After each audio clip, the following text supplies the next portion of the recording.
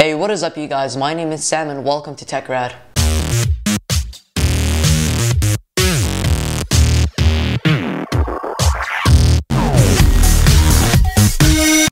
Now first off, I just want to say happy Thanksgiving and hopefully you're having a nice day.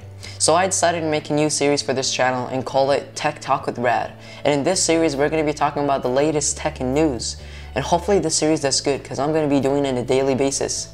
Anyways you guys, let's get right into it. First off, I'd like to congratulate Apple for surpassing $700 billion in market valuation. Now that makes Apple the richest and most valuable company in the world, coming right after Exxon, which is worth almost half of what Apple is and comes at about $400 billion. Now what makes this really interesting is the fact that Samsung or Sony, for example, both make a lot of devices, unlike Apple, which focuses on a few devices like the iPod, the iPhone, the iPads, the Macs, and soon the Apple Watches. And the thing is, after all of that, yeah, Apple makes the most money out of each company. Now, as most of you know, Google recently released their new Android update, which is Android Lollipop 5.0. But the thing is, when it comes to Android devices, it takes a while for them, to receive the new update. And now the update is just available for, devices owned by Google like the Nexus 6 or the Nexus 9. Now, the thing is, one of the biggest and top-selling Android devices is the brand Samsung. But the thing is, when it comes to updates, Samsung got so bad at updating their software that last year when KitKat 4.0 came out, they were like one of the last companies that received the updates and let it out for the public. Now what developers and coders have done is that they've coded a new software where you can install in your Samsung Galaxy S5 now that lets you access to the new Android 5.0 Lollipop. But the thing is, it's really glitchy, really laggy, really slow, and not that good.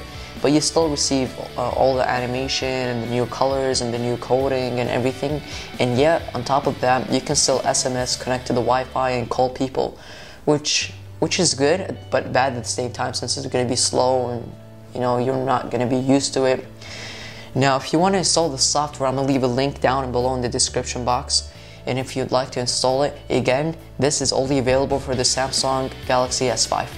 Next, we're going to talk about Foxconn. So Foxconn is a company located in China, and what it does is that it creates devices for other companies like Apple.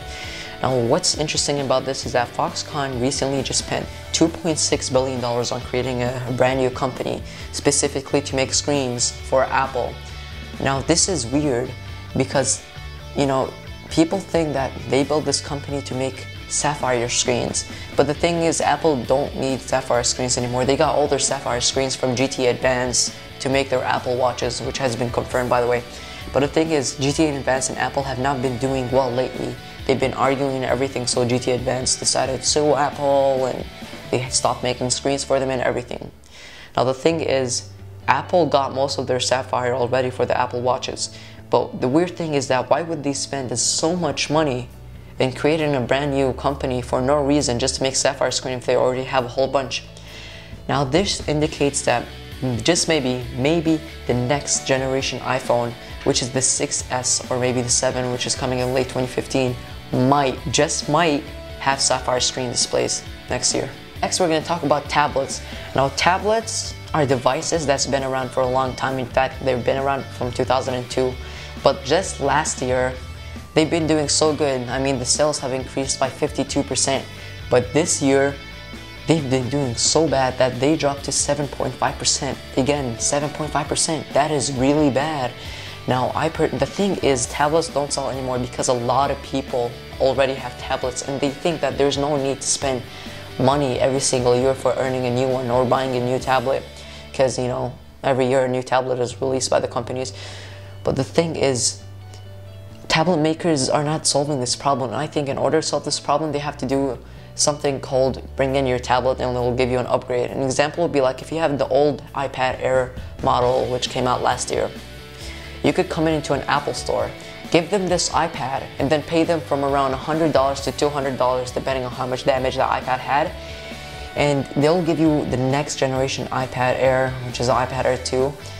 Just simple as that. And they'll recycle the old one. Now, question of the day. So I'm going to be doing question of the day in this series at the end of the video.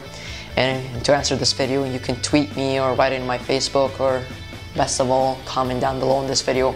But the question is, what do you think tablet makers are doing so bad this quarter? Please do give this video a thumbs up if you did like what you saw, and please do subscribe down below if you want to stay updated on my latest content in my videos. See you guys next time.